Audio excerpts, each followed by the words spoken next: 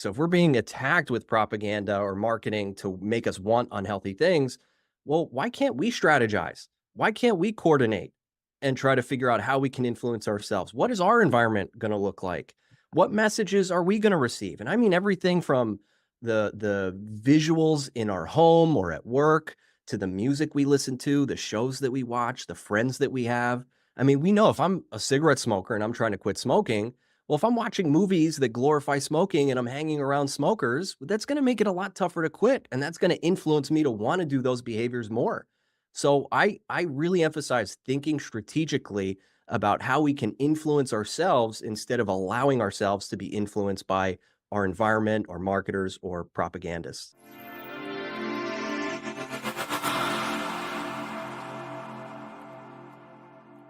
Hello, critical thinkers. Welcome to this new episode of Healthy and Awake podcast. Here we question the conventional, explore the unconventional, and seek truth in health and wellness.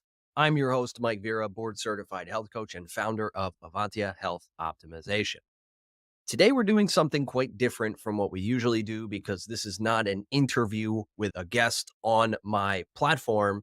This is actually me as a guest, as a panelist speaker on a panel about avoiding toxic exposure. So this panel was hosted by Marcy Keenan, who calls herself an everyday toxins educator. She's also a food justice activist, and she's really on top of this issue of toxic exposure, particularly in our food. And I take quite a different approach, as you'll see in this presentation. But I also had a co host with me who was also speaking on this topic, and her name is Dr. Alexa Martin. She's a board certified physician, and she also really knows her stuff. She takes a different approach than I do, but it makes for a very well balanced episode, very informational, and you'll definitely get a new perspective on some of these toxic chemicals in our food and beyond. Because again, my take is quite different from when people usually talk about this. So I'll leave it there. Enjoy the episode. Be sure to check out some of the links in the show notes below. But other than that, here we go. So Marcy Keenan, reading Dr. Will Boltowitz's Fiber Fueled, in his book, he was talking about some toxins. Actually, he was talking about food additives and ones that were negatively affecting the microbiome. And this book wasn't really focused on that, but it was about a page. And he talked about the fact that there are 10,000 food additives in our food supply in America, and 99% of them have no studies. So I was taken aback by that. Like most Americans, I assume that what's in the cupboard here, what's on the food shelves in the grocery stores, I really thought that the FDA, the USDA, all these folks are doing their jobs. I never imagined that we would have products on our shelves in 2024 that have not been studied, right? And then as I went down this rabbit hole, and it truly is a rabbit hole, I was just talking to Joe. She and I were at the Senate hearing hosted by Senator Ron Johnson that dealt with our health system and the food. And I mean, the food babe. And if anybody's familiar with Casey Means and Callie Means, they're really doing a number out there right now. Callie helped put together this incredible panel. Jillian Michaels was there, and every one of those panelists brought the noise. A young girl, Grace, I think her name is Price, who's done a documentary. I mean, and what they shared about was absolutely alarming. And yeah, it was alarming. So I also found out, that a lot of these additives, a lot of these foods, the companies can't sell what they sell to us in other countries. They have toxins in them that are banned, additives that are considered unfit for human consumption. yet they're in cereals that are sold to American parents who then give these things to their kids. And believe me, I've had my fair share coming up, um, and which is another thing that we may not recognize. I know Kelsey, the football player, and his brother, they just did a deal, I think with General Mills. They have this 3 yucky cereals, Lucky Charms, some other cereals, and they're mixing them up and they're helping promote this. And their defense is, this is what we used to eat and we came out okay. Has anybody heard that excuse from people? Raise your hand if you have, maybe from your clients or something. So, with that, there it's not true for starters. I guess companies evolve and they like to save money, so they change the formula of things. I know a Snicker bar that I used to buy for 15 cents does not taste the same today. So, and my guest, please get ready to elaborate on some of the foundation that I have laid down because um, how do you talk to your clients about issues beyond just their um, calories in, calories out, or, making sure you get your 10,000 steps per day, you know, keep your stress levels low, do a little meditation. It's a lot harder today. And there's more involved. And I believe that toxins are playing a huge role in our health. And many of us have no clue. And even those of us who have a little information, like myself and my guests and those people who showed up for this panel hearing in Washington, trying to solve some of these issues legislatively, which I think is very important. Um, we don't know what's going on. So with that, I will bring up Mike, come up and introduce yourself and what you do. Let's start there. Okay. Well, thank you. My name is Mike Vera. I am a board certified health coach and the host of Healthy and Awake podcast, where I often talk about things like this. And I think maybe first to set the scene, it's important to look at the strategic landscape that we're in, Mhm. because where are all the healthy people? We have all this money being pumped into research. We have all these regulatory agencies, and we have more information now at our fingertips than ever before. And every bad health marker seems to be going up, from sterility to cancer, chronic illness, obesity, cognitive issues, stress, confusion. So, where are all the healthy people? And I think when you start to look for the answer to that, you'll find that sources of toxic exposure are playing a big role in the health crisis that we face today. And I like to refer to this as death by a thousand cuts, Mm. because and it doesn't need to be a conspiracy theory type thing. You can believe that it's deliberate, or you can believe that it's just greed and people don't care about your health. However you want to look at it, the truth is our landscape is basically death by a thousand cuts. That maybe the plastic water bottles aren't going to completely, that alone isn't going to completely ruin your health overnight, but we don't know much about the cumulative effect of all these individual sources of toxic exposure. And I mean, the list is just endless. So that's me, and that's what I talk about. And yeah, I suspect we'll do a deep dive and cover a lot of this stuff today. Awesome. Thank you very much, Mike. And Dr. Martin? Hi, I'm Dr. Alexa Martin. I'm a board certified family physician. So that is my training. I'm trained in prevention from the womb to the tomb.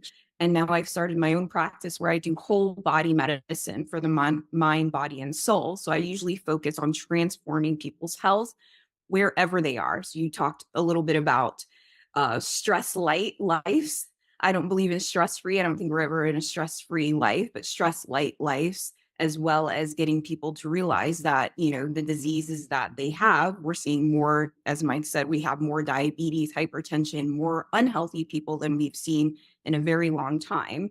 And why is this happening? And so part of what I do is help people change their mindsets and allow them to transform their bodies for their ideal life. I'm someone who doesn't necessarily subscribe to this idea that there's a perfect diet for everyone. There's a perfect diet for you. And we need to find that. And that's where personalized medicine comes in. I love the discussion about the FDA versus what we're seeing in other countries, because I spent a good amount of time in Europe when I was a student living in Cyprus. So I'm pretty familiar with the European equivalent of the FDA. And I think one of the big distinctions is how that process happens. And so I love that you're going to the policymakers, right?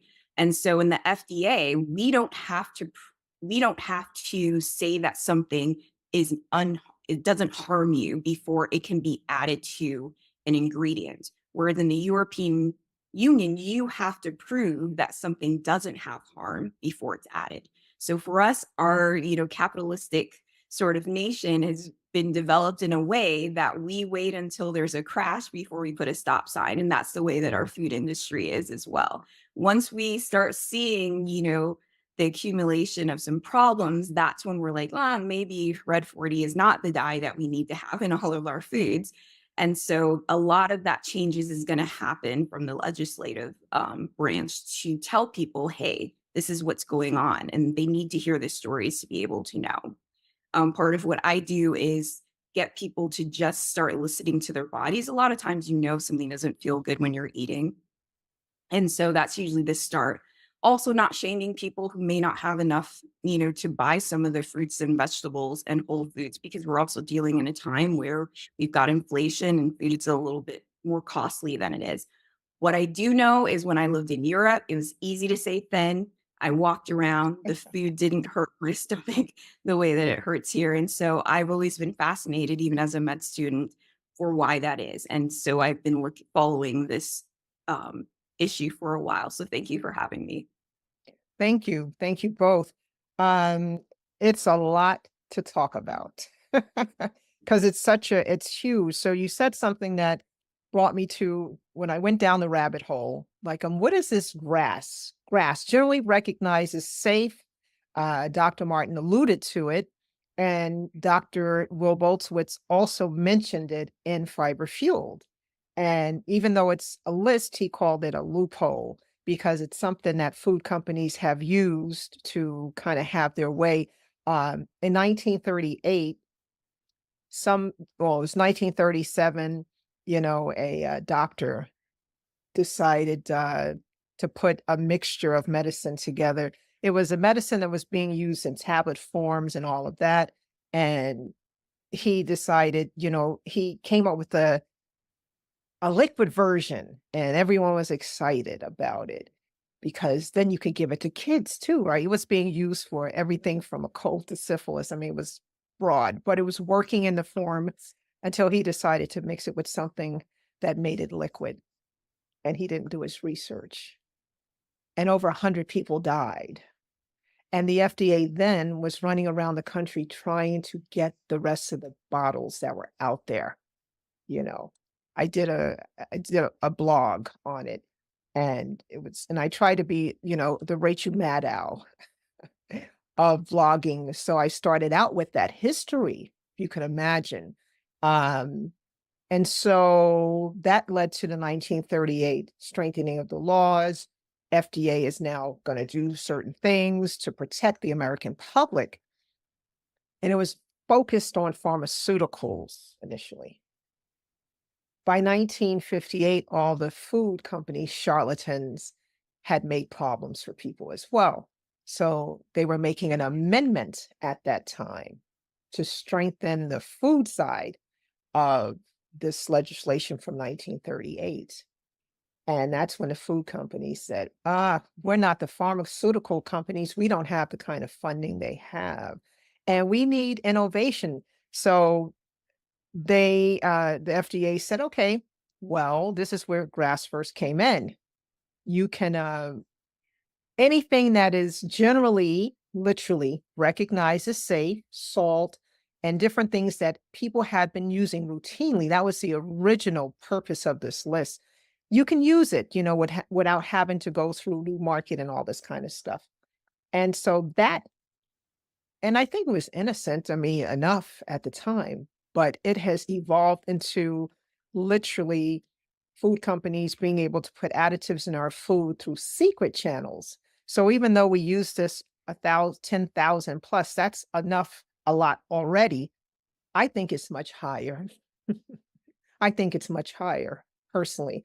And to give you an example for those who don't know, anywhere, because I've heard 300, I just heard 400 in the hearing. There are 3 to 400. Oh, there are 3 to 400 additives, and I'm gonna send you the link via Facebook.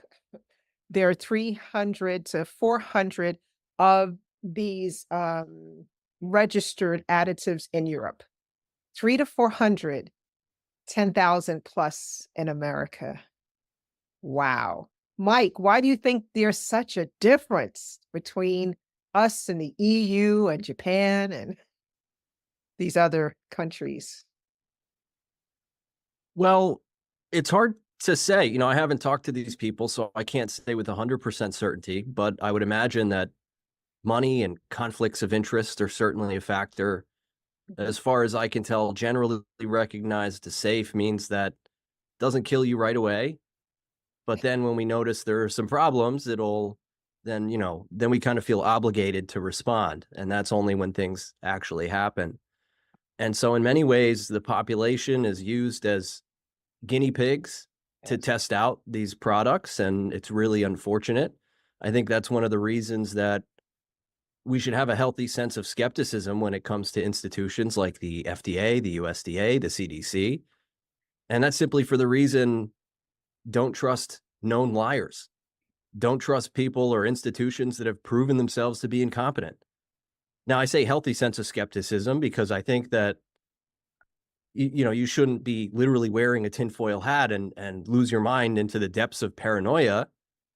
But I also think they should not be the first person you trust for your health. I think you should be the first person you trust for your health. I think we need to have that skepticism and really defend ourselves from these efforts that are being put against us Mhm. if we actually want to live a healthy life.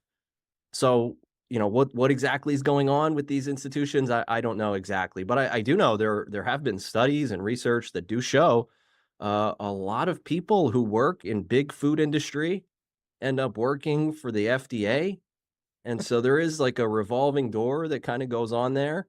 Yeah. And it at the very least, it's suspicious. It's enough to make you scratch your head and say, what is going on there? And is that cause for concern? Because again, you look around at all the health problems and the things that are eventually pulled from the market. A lot of those things that are pulled from the market, people have been clamoring for years to do something about. And very often it's met with, oh, you don't know what you're talking about. You're a conspiracy theorist. We're talking food related things like trans fats or even medications like Vioxx, thalidomide. I mean, these are things that people were clamoring for years. Hey, FDA, do something about this. And they don't until people really start to wake up or until maybe there's another patent for some other better, potentially poisonous thing. So it's definitely messy. Yeah. Interesting. Dr. Martin, you want to elaborate on that? Well, I mean, I think this is where we do have some power. A couple years ago, I worked with the board of Illinois for family physicians. So we go up to Capitol Hill about once a year in May. And so the policymakers there are open to hearing. They want to hear from their constituents. And I think that's where the power of your vote, the power of your words, making sure that you're letting your policymakers know that if you're going to stay in office, that you have to represent us well. And that's why things like these panels, talking to your physicians, talking to these health um, care people out there, they're talking about these issues that are important because you don't know what you don't know, right? And so, like I said before, the FDA is set up in a certain way, not that it was necessarily, something that people thought was going to be bad in the beginning. It was just set up in a way that, unless it was proven it was unhealthy, proven that it could cause cancer, then it could be used until it was proven otherwise. And the European Union decided to set it up in a very different way. Japan set it up in a very different way where they just put the threshold for proving that something is safe higher. And when you put that priority to say, well, you can't use the ingredient unless it's safe, then it's going to make it so you only have 300 or 400 additives as opposed to everything else. Because especially when you're starting a business, we live in a country where you've got to fund yourself. these pharmaceutical companies, if they're creating a drug, they have to fund it. And so they're invested in making sure they get their money back. And it's not, I'm not, as a physician, I cannot say that I'm always like bad, big pharma, good, doing it the health way, because we have plenty of people that rely on pharmaceutical companies when we're talking about insulin. Somebody who's a type 1 diabetic is not going to live very long if they don't have insulin. Right. um, Thalidomide, which you mentioned, is now used in cancer treatments. And so we learned that we don't want to give pregnant women this medication, but that it didn't have some value in another setting. And so I think it's important, one, to educate yourself. It's also important to make sure that the people who are in charge of policy, we hold them responsible for things when we find them out. And I'm very new to this area as well. When I started to look into foods and, why, I feel different in one country other than another. And, why are there ingredients that I can't pronounce? And I'm a physician scientist and I can't pronounce some of the ingredients on the food.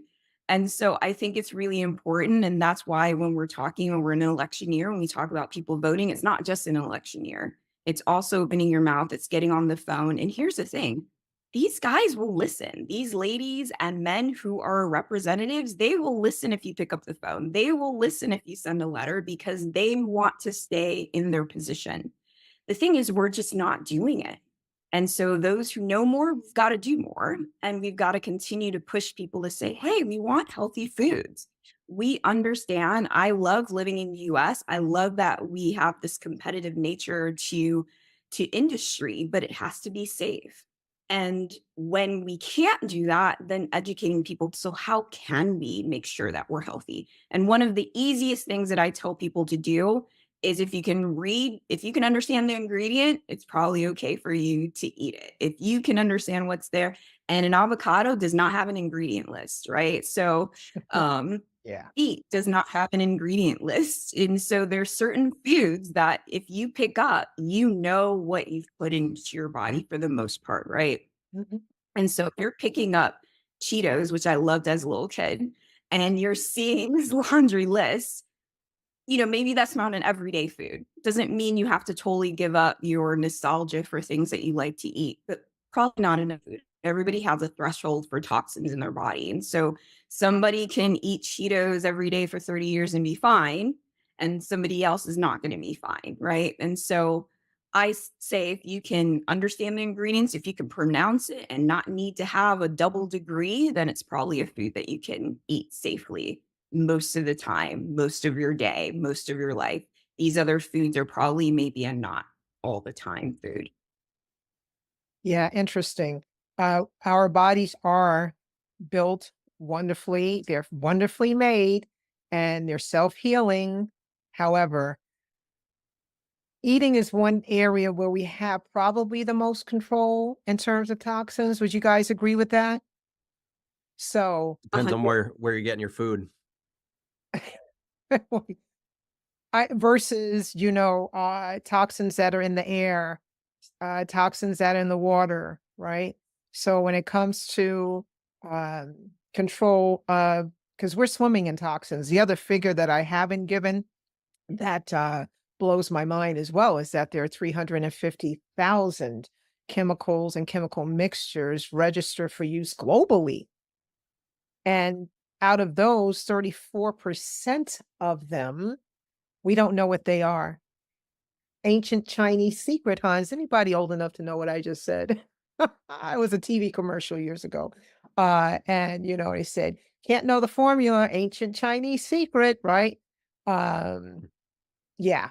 So trademarks and all of that, they don't have to tell us. And that happens in the food as well. Natural flavors. We see that. And, one of the major issues in this period is marketing deception, particularly that which is focused on people who are actually trying to stay healthy. You know, I would love to hear some stories. And when you got caught, I got caught with Earth Balance, olive oil spread. I'm paying extra money. And then I certainly saw it say 78% vegetable. I said, that wasn't on there before. I would have seen that. And sure enough, I looked at some pictures I had taken and some group must have complained that they were falsely advertising that it was olive oil spread, and really it was 78% vegetable oil. So I was spending extra money trying to be healthy, and it was 78% vegetable oil, right?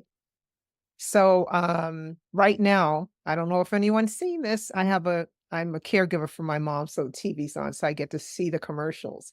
So Splenda has now, joined.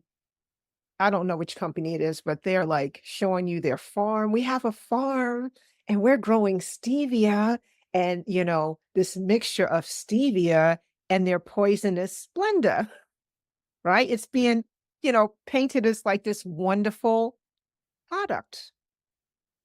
So, um, thresholds for of tolerances. There's a lot that even the clothes we wear, y'all, the polyesters, all this stuff. We're going to go over where these toxins are in our world and in our lives. And so when I say we have some control in terms of what we decide to put in our mouths to a certain degree, because a lot of these additives are addictive. They're not bakers hired by the food companies. There are thousands, probably tens of thousands of food scientists trying to get certain textures, trying to get certain dopamine hits from us, right? I think the majority of them are aiming for hyper palatability, which is a PC way of saying, what are they saying? What is hyper palatability? Making it addictive. Bingo, you win a car. Yeah, that's exactly what it is. And so even though, I should be able to eat a little of that, I can't eat cereal like a sane person. Now, I'm a latchkey kid and it's followed me into adulthood. And that's the first thing I recognize. You're addicted to cereal. And it could be Which basic cereal. cereal? I'm Uh, curious which cereal. well, back in the day, I loved Cocoa Pebbles. I'm a chocolate girl. Uh, you know, Frosted Flakes in my later years, and then I started eating Basic Four, and I've eaten I'm some. a I What are you? What Sorry, I cereal? didn't mean to cut you off. I was No, just saying no, Cookie Crisps used to get me, and even into adulthood, now cookies are like that. That's my vulnerability. Chocolate chip cookies, and maybe chocolate it chip, started with those Cookie Crisp cereal. probably. So, and Yeah, again, a lot of what I don't know how old you are, but the ingredients have changed. There's someone on who, and probably my guy who was here with us a couple of weeks ago, Homer, could get the list of what ingredients were in a product in 1960, maybe 70, 80, and see how this list grows, because there's some couple of people on Instagram who have the listings and how it's changed over the years. So when those brothers say, hey, we ate this and we're okay, it's not the same Lucky Charms. Highly unlikely, right? But anyways, and for the record, moms across, when you mentioned Dr. Martin, that people, the representatives rely on us to bring them the information. That is what was made clear to me the other day when I was with Joe at the Senate hearing we attended. And moms across America, follow them on Instagram. These young ladies are doing a wonderful job. They helped Cory Booker craft this bill he just proposed to get dyes and toxins out of the food supply. For those of you who don't know, last year California became the first state. States are taking action because the FDA is asleep behind the wheel. So they banned 4 additives. Some lobbyists saved titanium dioxide from being cut, from being on the chopping block. New York now has 7. They didn't take titanium dioxide off the list at all. They have 7 at the New York State that they are planning to ban as well. Illinois as well. California. Sorry, go ahead. Copycat law as well. So it's really easy to Michigan also has a copycat law. Illinois copied the same thing. So anytime California bans something, it will automatically be banned in Illinois. So a lot of times that is the fastest and simplest way to get a policy done in your state, to look at another state that's done something similar and see if you can get that policy copied. And it's really easy for your representative to sign off on something that's already been passed in another state. One of the things we've been pushing for is people who get like a link card or subsidized food. In Michigan, you can get 2 points if it's produce. So your dollar goes further. So instead of paying $1 for something that might be processed, your dollar will be $2 if you're buying a fruit or vegetable or produce item. And so these are copycat, state laws that you can use in your own state and say, hey, they're doing this in this state. Can we have something similar? And so with California, that's what Illinois has done. So anytime California adds to that list of banned foods, Illinois will do the same. And I believe that happened last year. I didn't realize that. That's a very cool thing for everyone on this call to know that, yeah. So that's what happens. Excellent. Hey, folks, are you ready to take control of your health and feel your best? At Avantia Health Optimization, which is my health coaching company, we get that everyone is different. So we tailor our coaching programs just for you. Meaning we're not just handing you some cookie cutter program. We're not giving you some documents and saying, hey, just here, go do this on your own. No, we listen to your goals. We hear what you're trying to accomplish. We learn about your habits and routines and time management and approaches and everything in between. And it is completely tailored to you. So if you're dealing with stress, sleep issues, weight loss, changing your diet, being consistent with exercise, or if you just want to feel more vibrant and awake, our health coaches are here to help. Now, for a limited time, you can try our health coaching for just $1. Yes, your first health coaching session is just $1.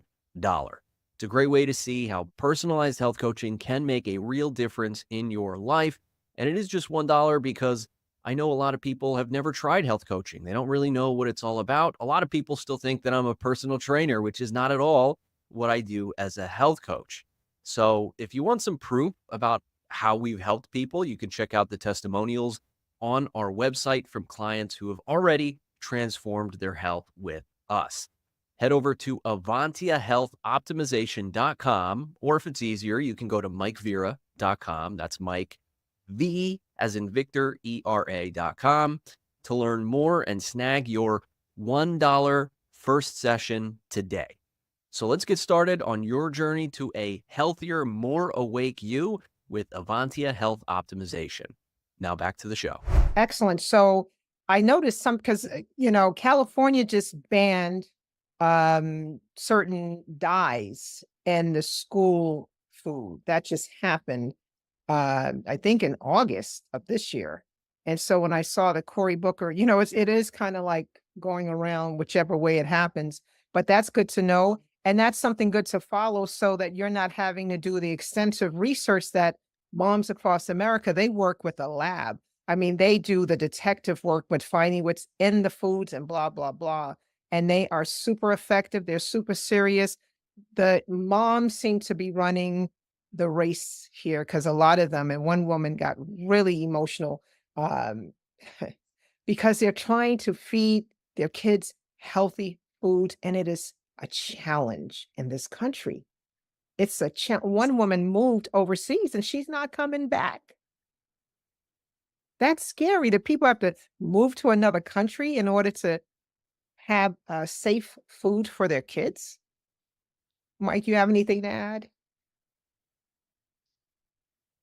Well, I do actually. I've kind of been thinking about something you said earlier, if I may. Sure, of You said course. we have control. Like the one thing we do have control over is the food that we eat, and I do agree with that to a large extent. But I also can't help but think of food deserts being a very real thing. So I know we have control over the decisions that we make. Mhm. At one point in my life, I lived in North Philly, a place called Olney. It's the literal ghetto. Mhm. And there's a restaurant, or not a restaurant, a grocery store. Before I tell you the name, I'm sure most people here have heard the phrase top dollar, meaning the best of the best. If I want the best, I'm going to get top dollar. This grocery store was called Bottom Dollar. So really, and you could see that when you walk in, and in this ghetto, this area, this is really the most accessible, pretty much the only grocery store that most people in that area will go to. And I shopped there. Mhm. And the produce section, very small, it's like tucked away in the corner. And the rest of the grocery store is just the worst of the worst foods. So first of all, no organic foods. Everything is so high sugar, high fructose corn syrup, tons of artificial colors and flavors, and people are loading up their carts with this.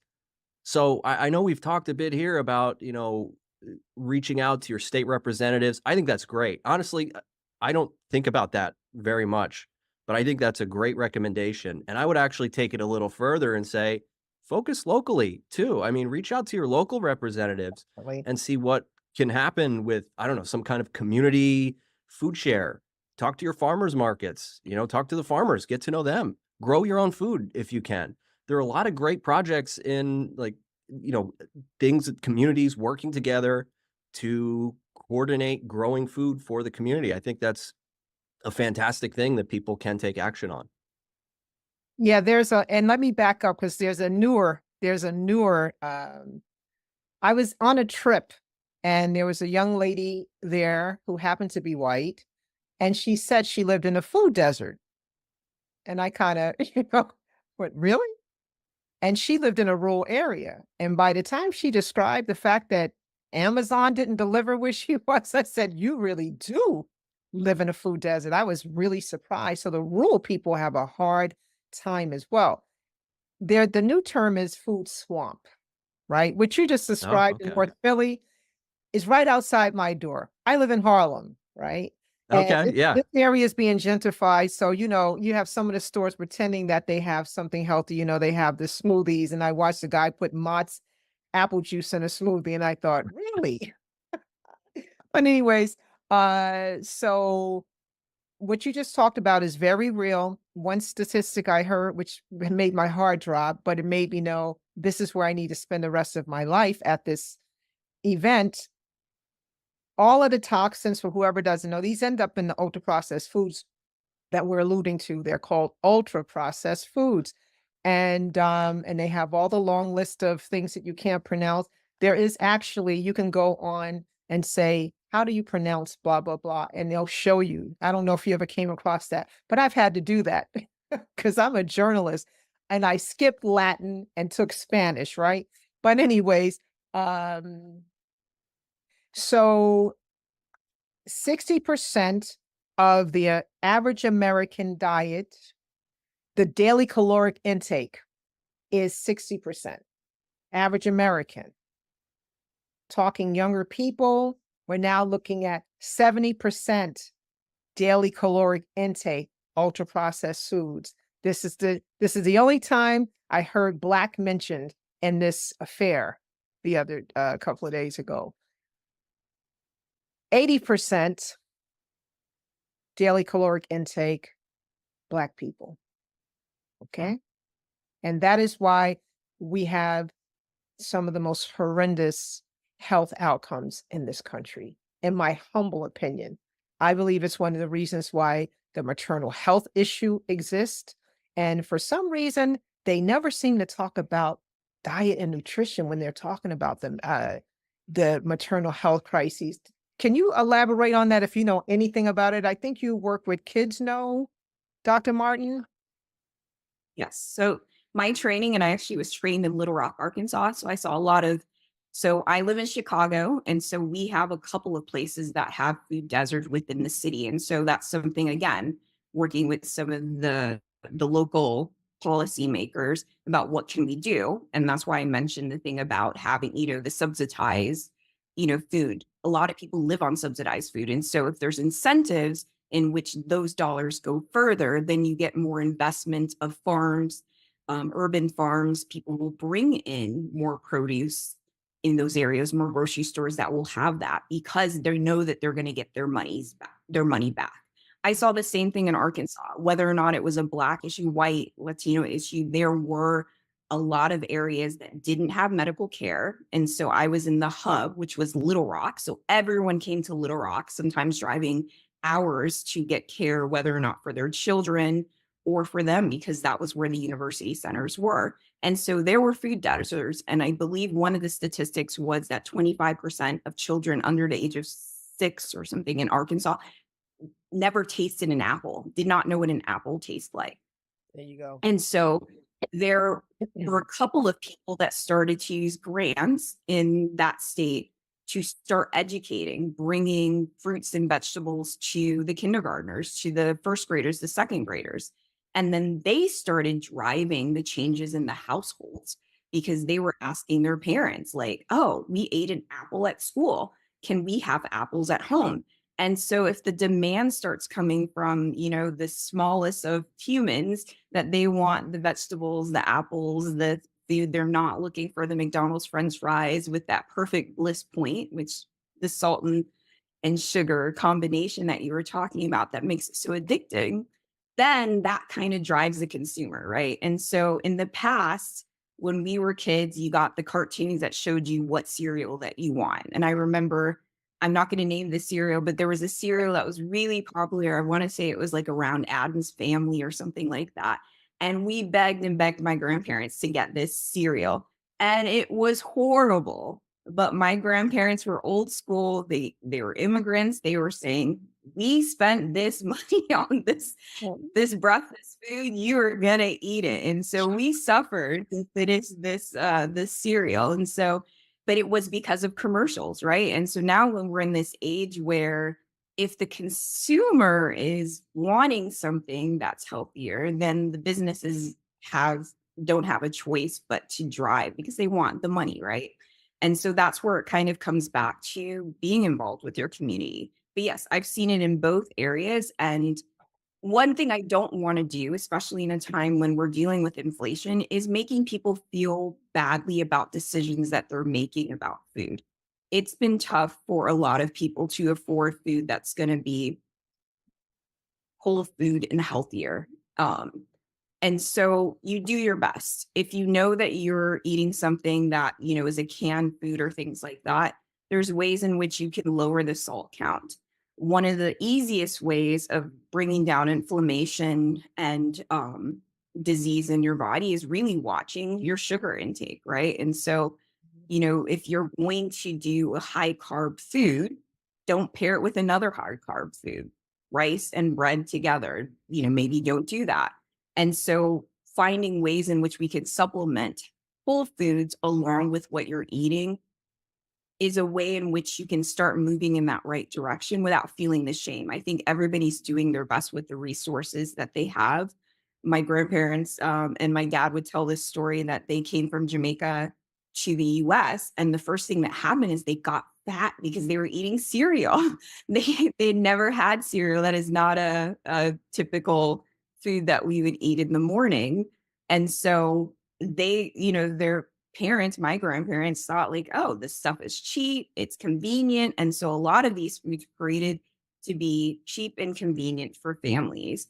And so I don't want to shame people for making those decisions, but when you see that signal, and that's what I'm always teaching my patients and clients, the first thing I start telling them, I don't tell them, don't eat this, don't eat that. How do you feel? If you're feeling bloated, you're constipated, you're tired all the time, then let's see if we can eliminate some of those foods and only bring back the things that really make you feel good. And then there's foods we know are bad, right? I grew up loving McDonald's French fries.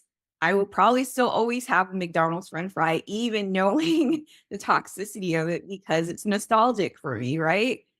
And so but I'm not going to do that every day. And so understanding that there are going to be foods that are going to be, affordable for your family at this time that may not be so good for you. And how can we have this balance where we're not making people feel bad about being able to only afford some of the foods that are affordable, while the ones of us who know better put the pressure on the people to really change some of the policies and make it available. I think it's a human right that everyone should have healthcare. Everyone should be able to have a roof over their head and food. and safe and healthy food. And so those of us who know better need to put pressure on our policymakers. Amen. Amen. Mike, you have anything to add? I'm sure you do. Yeah, I think Dr. Martin touched on something very important there with regard to our environment, the messaging and the advertising, and basically how we're influenced to want these sort of things. And I think that's so important to pay attention to because, those are constant bombardments in our environment. Every time we turn on the TV, we open up our phone, we talk to a friend, we're constantly getting influential messages. Even when we walk into Target, I mean, we walk into Target, we say, I want to buy two things. And then we leave the store, we have 10 things. Half of them are snacks and cookies and brownies and things like that. It's not an accident, right? We were influenced. Specifically, there are corporate executives sitting in a boardroom figuring out how can we motivate these people to buy these things that they didn't initially want when they walked in our store. And actually, the influencing goes even beyond the store, even before you get there. Yep. So I think once we understand the role of influence when it comes to making these decisions, not only can we actually protect ourselves from those nudges, nudging us towards unhealthy decisions, but we can also curate an environment to influence us towards our own goals. And Dr. Martin touched on some of that too. So not only, reaching out to legislators, reaching out to representatives, talking to schools to help create an environment there, but I actually like to call this propaganda therapy. So if we're being attacked with propaganda or marketing to make us want unhealthy things, well, why can't we strategize? Why can't we coordinate and try to figure out how we can influence ourselves? What is our environment going to look like? What messages are we going to receive? And I mean everything from the visuals in our home or at work to the music we listen to, the shows that we watch, the friends that we have. I mean, we know if I'm a cigarette smoker and I'm trying to quit smoking, well, if I'm watching movies that glorify smoking and I'm hanging around smokers, that's going to make it a lot tougher to quit. And that's going to influence me to want to do those behaviors more. So I really emphasize thinking strategically about how we can influence ourselves instead of allowing ourselves to be influenced by our environment or marketers or propagandists. I love what you both just said. And the reason it's so important for us to be intentional or strategic is that we are what is being done to us on a day to day, as you alluded, from the lighting, the music, the level, when you walk in a store, where everything's placed, what's at the front counter, right? There's nothing left to chance with marketers, right? The same people who are now concocting these foods, if you want to call them that, aimed at kids, right? They used to, they have the influence from the tobacco industry. The tobacco industry, when they had their fall from grace, bought a couple of the major food companies. And Mike, you were on the call when Lustig, were you on that call? And he threw Yeah. in the sugar industry, which I had never heard before. So it's all about addiction, right? There are people who are taking your free will. A lot of people think they're making these choices and they're not, right? Because if you go into a bar and you ask for a drink and and someone puts something in your drink, that's not what you asked for, right? And then you're on the floor and some men take you somewhere and rape you. That's not what you asked for.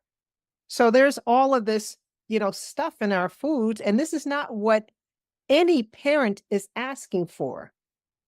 You know, the thing I was impressed about with the Senate hearing that we went to, Senator Ron Johnson hosted it. Everybody from, Cali Means Health coordinated. It was really top people, and Mike, get ready. Anyone who and the doctors presented were all into lifestyle medicine. Everyone, even, Dr. Casey Means, she's a um what is she? She's a surgeon, like neck and head specialist, something like that. I can't remember specifically. But there's a movement, and she said something that I believe you said, Mike, about really taking control of your health, even when you're to have doctors. I take care of my mom. I'm dealing with 8 doctors, and I keep her medicine minimal, right? I've taken her off of some medicines, and I did not call the doctor. Like, she doesn't need this. She's dizzy. She's on high blood pressure medicine. Did she ever really need it? I don't know. She was on it before I got here. So it's like you have to really medicine is a business now, like really a business. It's not like China where you're rewarded when people get well. Apparently, that's their model. Other countries have different models. Ours is sell as many pharmaceuticals as you can, and you'll be rewarded for that. So that's not an incentive for anybody to get well, right? I mean, they really broke it down, and our system is corrupt. you know, from the politicians are looking out for those who, and this is locally as well. I'm experiencing that with some issues we have locally, and they're not paying attention. Oh, you know, the billionaires who own this building are supporting his campaign and his reelection. So that's why we can't get a call back. You follow? So I think, Yeah, but I yeah, go ahead. I Hey, folks, are you ready to take control of your health and feel your best? At Avantia Health Optimization, which is my health coaching company, we get that everyone is different. So we tailor our coaching programs just for you. Meaning, we're not just handing you some cookie cutter program. We're not giving you some documents and saying, hey, just here, go do this on your own. No, we listen to your goals. We hear what you're trying to accomplish. We learn about your habits and routines and time management and approaches and everything in between. And it is completely tailored to you. So if you're dealing with stress, sleep issues, weight loss, changing your diet, being consistent with exercise, or if you just want to feel more vibrant and awake, our health coaches are here to help. Now, for a limited time, you can try our health coaching for just $1. Yes, your first health coaching session is just $1. It's a great way to see how personalized health coaching can make a real difference in your life. And it is just $1 because I know a lot of people have never tried health coaching. They don't really know what it's all about. A lot of people still think that I'm a personal trainer, which is not at all what I do as a health coach. So if you want some proof about how we've helped people, you can check out the testimonials on our website from clients who have already transformed their health with us. Head over to avantiahealthoptimization.com, or if it's easier, you can go to mikevera.com. That's Mike, V as in Victor, ERA.com to learn more and snag your $1 first session today. So let's get started on your journey to a healthier, more awake you with Avantia Health Optimization. Now back to the show. jump in to defend some of our physicians. I do believe that there are some of us out there that do listen, do look at the big picture. And so I always challenge people that if they're not being heard or seen by their physician, find someone else. We are out there. And on the other end of it, be really careful because there is a lot of misinformation on the other end. There's so many things I'm seeing on social media where people are saying, okay, big pharma is bad, but buy my supplements. And supplements are not regulated in the United States. They're And not. so, you know, I think the important thing is really to have discernment about where you're getting your information from and who you're getting your information from. When I work with my clients and patients, I challenge them to ask me questions. If your doctor or if the person you're seeing, whether it's a health coach or someone else, cannot give you the evidence for what they're saying, cannot show you why the changes are happening in your labs, cannot tell you why you're on a certain medication at a certain time, then maybe that is not the person that you need to be seeing. Even before I transitioned to my practice, most of my patients could tell you what their blood work said. They knew what their creatinine meant. They knew what a hemoglobin A1C meant. They knew what insulin resistance meant because I took the time to explain it to them. But the infrastructure in which doctors are practicing makes it difficult. I've seen 24 patients a day, 15 minutes missing lunch, working after work. It wasn't sustainable, which is why I switched to seeing people an hour a day in personalized medicine. But it's not easy because people are used to a certain system. And so that's why we do need the the disruptors here saying that the healthcare system isn't working for the doctors either. Right. So many doctors are depressed. We're in September, which is Suicide Awareness Month. Most people don't know 1 in 10 doctors commit suicide because we did not go into the profession to just hand out easy prescriptions. We wanted to help people. There are easier ways of making money, and we're not getting the money back. When we talk to the policymakers, the Medicare costs, very small amount goes to doctors. It's the hospitals, the administrators. It's become a business. Yeah. And so we're not getting kickbacks from big pharma. What we do, we're put in a position where, like with your mom, we've got somebody with blood pressure. And do I spend the next 10 minutes trying to get all of the information about lifestyle in that one period of time when I also have to talk about your mammogram and whether or not you've had this preventative thing and, your elbow's hurting on the right side as well? Or do I say, I really don't want this person to have a stroke while we're making changes. I need to put them on an aspirin and blood pressure until we can make these other changes.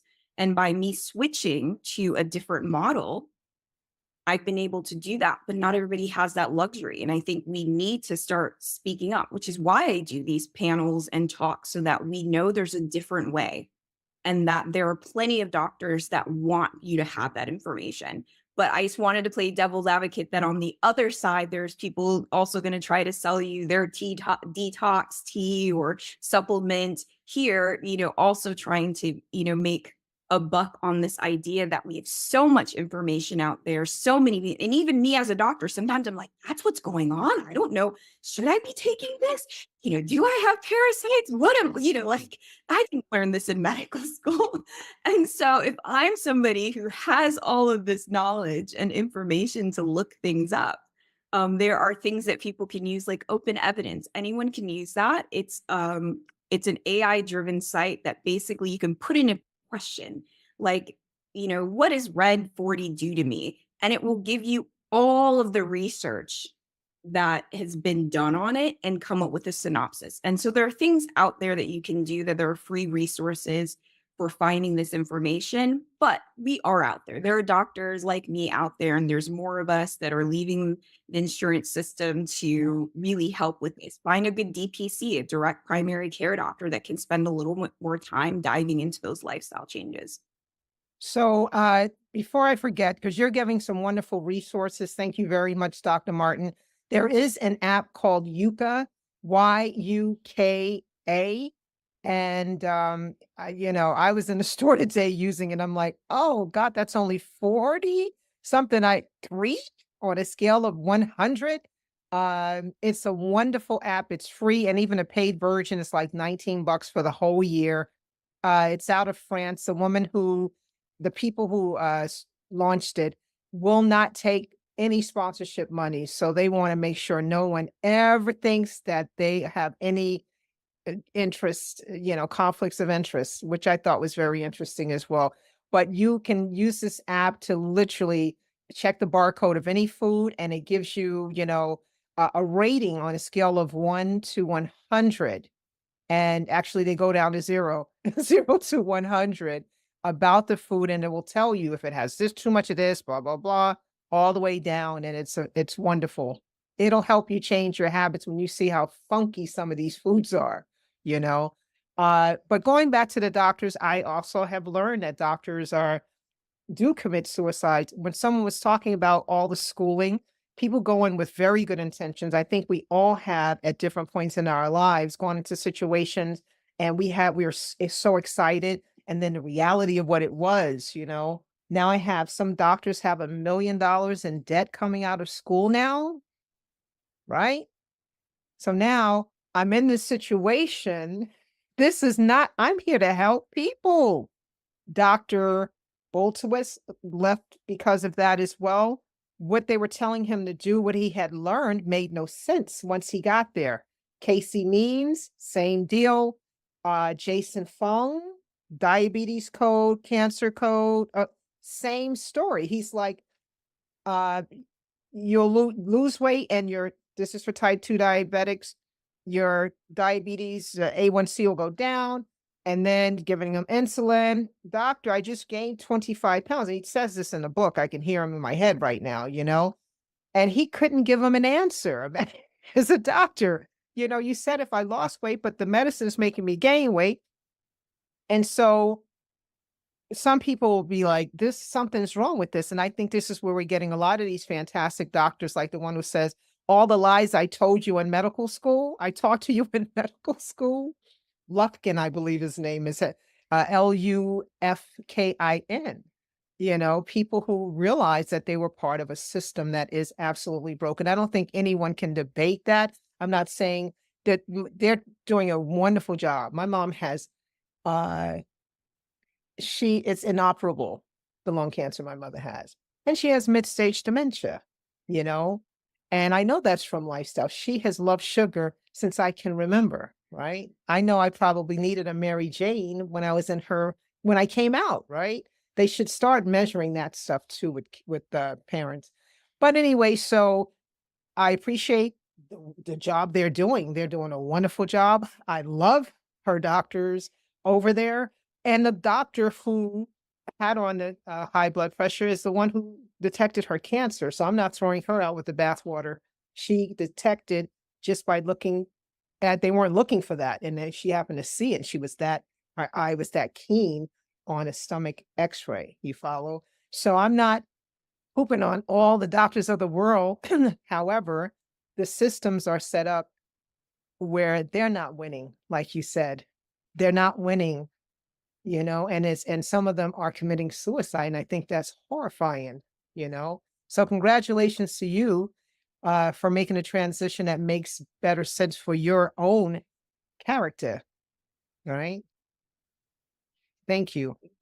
Um, I can't find my readers. I don't know if I dropped them, what happened. Can somebody check the chat to see if there's any questions? Anybody asking questions there in the chat that can be answered? And Mike, if you want to say a little something while Dr. Martin's checking the chat and see what's We have some really great comments. Gregory, I'm gonna mess your last name up, so I'm gonna say B. In my opinion, we get stuck on the now, yet the cumulative impacts over time in every nation and person is registered commercially. This makes health commercial construct at 17 plus percent of GDP without the value on that life outside of commercial production. There is no commercial counterbalance. Somebody was commenting on the Calgon bath. I believe that was the one that you were talking about with the Chinese no, and ancient secret Chinese secret. That had to do with food, but take me away. Calgon was take me away. Calgon, take me away. Um, Someone said it's great to know there are food deserts in Chicago, my home sweet home always. Insightful dialogue. Jacqueline mentioned it's actually the potatoes themselves that are toxic. Let me see I if I see saw any that questions. commercial. Yeah, from And they McDonald's because they want them to stand up a certain way and be a certain length. That's a very scary Instagram post about the why don't potato. we just have people answer that and Yeah, see if they want to ask a yeah, we're question. coming to Sorry the about that. end. We're gonna go about 5 minutes over. If anybody has a comment to make, please raise your hand and Dr. Martin will call on you. Can you see hands? We have all these shy people tonight. Is that what's happening? Who is that? I see Jacqueline with the hand raised, right? Yes, that's me. For it. Hi, guys. Well, thank you for this. I actually was a single mom of 3 kids, food stamps, and back when they called them food stamps, and Medicaid while going to school at Columbia University. So there was like Right. that dichotomy there. And because I am first generation, I cooked real food for them. And even though we were on food stamps, I spent most of the money on produce. And they were used to having fresh meals each day. One of the things that happens though when you make that decision is that the last week of the month, it's sparse, right? You're really like you're making soup and I doing goulash and things to kind of get it to stretch. And that was pre-pandemic. So with the new rates and pricing that's happening in these supermarkets, how would you suggest that families make meals that would really sustain, their families? Most of the time, the kids are getting breakfast and lunch at school, so it's Mhm. really that dinner at home. So, what are some just suggestions you might have along that lines? Those Where are you in lines. the city? Well, I actually am in Harlem as well. Oh, cool. But I raised my kids in the Bronx, Okay. and I created, just curious dishes. Like if I was making curry, for instance, I would sneak in pumpkin puree inside because you can't see it, right? And you can't fix it because of the curry. And so the ways of getting the nutrition in there. I didn't like box cereal, but their dad loved box cereal. So there was like that mixture between what he was raised with and what I was raised. So one thing I would say um, is New York has pantries, and because the prices in this city right now are insane. There really is a lot of price gouging going on, and I'm glad some politicians are talking about addressing it. Um, like right down the street, New York Common Pantry. I don't know if you're familiar with that. And they have some of the absolute best produce. I mean, like real stuff coming from the farms. They work with the farmers. It's New York Common Pantry, and they have social services for people. They will deliver to seniors. They even have a mobile unit. I volunteered with that organization during the pandemic, actually. It's on 109th and Fifth Avenue between Fifth and Madison. If you look them up, New York Common Pantry, they also have a wing in Bronx. I would say they have great produce. They have, they don't accept expired donations or any of that stuff. They have a relationship with the USDA, and they had some of the best produce there. So I would go to a pantry, like in New York Common Pantry, you know. That's key. I found out about food bank probably at the end of my journey, and Okay. for some reason it just never occurred to me because I thought of it as being for like homeless people and didn't realize that it was available to anyone who had the need. Yeah. Someone mentioned in the chat that some states do have food prescriptions, and that is true. And some, so if you have Medicare, I know some of the Medicare Advantage programs as well have these programs where you can get food delivery and produce that comes to you. Other things is kind of thinking outside the box a little bit. There are companies like Ugly Produce that pick up the produce that doesn't look so beautiful. And what they've done is they just go to the grocery stores and say, because the grocery stores can only have the produce out for a certain number, of days, or it has to look a certain way. And so, linking up with them to say anything that you're going to give away or throw away, if I could get that as well. But I do commend you, Jacqueline, for trying to, stick to home cooked foods. Depending on your dietary restrictions, one of the things that I always recommend, and I believe it's tough for most of us now with inflation. Even the price of eggs went up a couple of months ago, and I know that everybody was having such a hard time with that.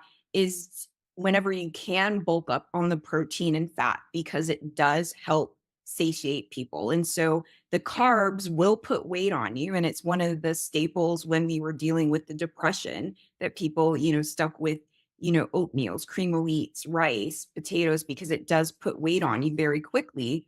But they're not foods that are going to help your health over a long period of time. And so when you can, finding the sales that allow for you to bulk up your meals with proteins and fats, so that if your kids are getting most of their meals at school, that they can get a very whole well-rounded whole food meal at home. And if you can add the protein, even if it's something as simple as adding a couple of eggs into, you know, um, a rice dish that you're doing, is going to go a long way for, helping you feel full without having to make that extra pull on your wallet. And What again, about I feel like Costco's? Like the Costco's card to get those if bulk that's items, it saves a lot. Also, when and it comes to fresh foods, because like when you mentioned the ugly, imagine these foods are traveling a distance and apparently losing nutrients along the way. I only found that out recently. So, uh, frozen vegetables and frozen items are actually more nutrient dense, I've learned in recent years. So that might be an option too. Um, yeah. In comparison to the canned foods, some of us grew up on canned foods, but if you're going to choose between canned and frozen vegetables or fruits, go with the frozen I ones would that are say kind of even frozen over fresh because they're picking them ripe and they're freezing them so they maintain the nutrients in them. If you're not buying organic, if you're not buying local is so important, I'm discovering, because of the whole issue of the nutrients being lost in the trip. 1,500 miles, what's left in it at the end of the day. So we're now 6 minutes after the hour. This has been a great conversation. I definitely thank Dr. Martin. Mike, do you want to say anything as we close out? Oh, I see No, I some. think this.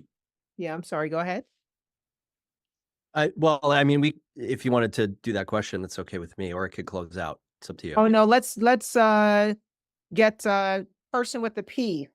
Who's you want to ask a question before we all say goodbye? What's the name?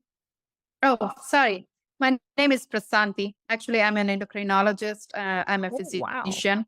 Great. So I do diabetes remission programs. Recently, I went to Food as Medicine or Food as Prescription, one of the national summits in DC. Mhm. So where we got to meet like congressmen also, or they're trying to advocate. But basically, the point is there are so many organizations that I have met over there, so many states where there are nonprofit organizations doing several programs and offering food as prescription or like, I mean, if needed. Mhm. And I think some of the states, I am blocking on the number, is it 1115 something? That's the Medicaid and Medicare Advantage prescription that was passed in some of the states, but you can always advocate in your state also. And there is some bypass where it doesn't have to be exact law, but you can still get the benefits out of these. So there are so many organizations, that's all I meant to say, to provide the produce as prescription. And there are so many grants that they are, that the indigenous populations or like, disadvantaged or underprivileged areas, like they are getting grants and they are able to offer the food for people who cannot get it or afford it.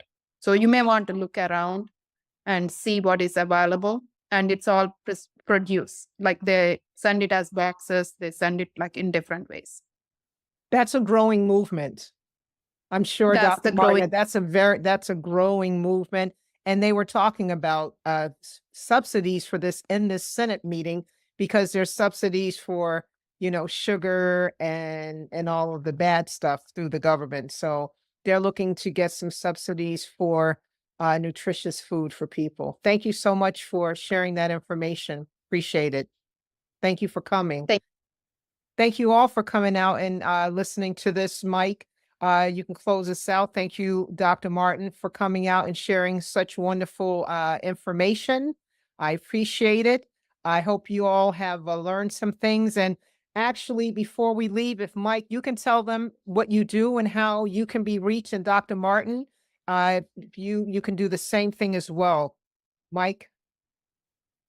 Yeah, well, thanks again, Marcy. Thanks, Dr. Martin. Thanks to the attendees as well. There were some great comments and questions. Again, my name is Mike Vera. I'm a board certified health coach. On my Healthy and Awake podcast, I actually talk to a lot of doctors who discuss these sorts of things. They challenge the status quo. They're awake. They get it. That's what I do on my show. And as a health coach, I do put all these sorts of things into practice. You can find more about me at mikevera.com, where you'll find my health coaching business, my podcast.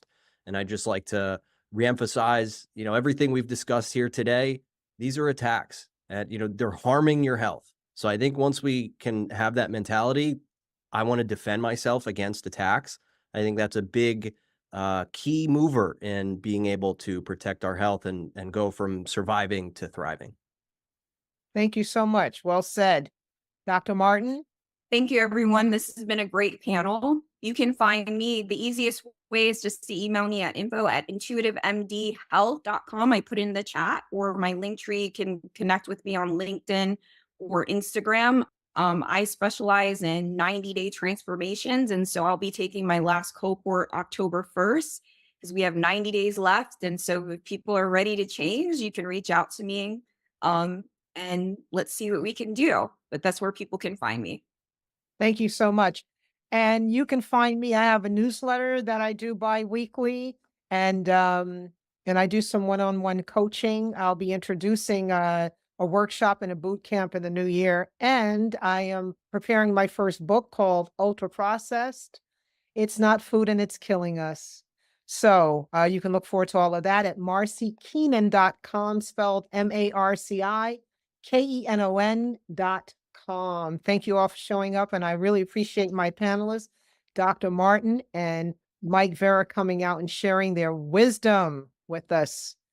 Everybody have a wonderful day, and I appreciate you. Hey, thanks for listening to this episode of Healthy and Awake podcast. Please remember to leave us a 5-star rating on Spotify or Apple, or if you're watching this on Rumble or YouTube, please be sure to give us a thumbs up and leave a comment down below. Let us know what you thought, or if you had any questions based on what we talked about in this episode.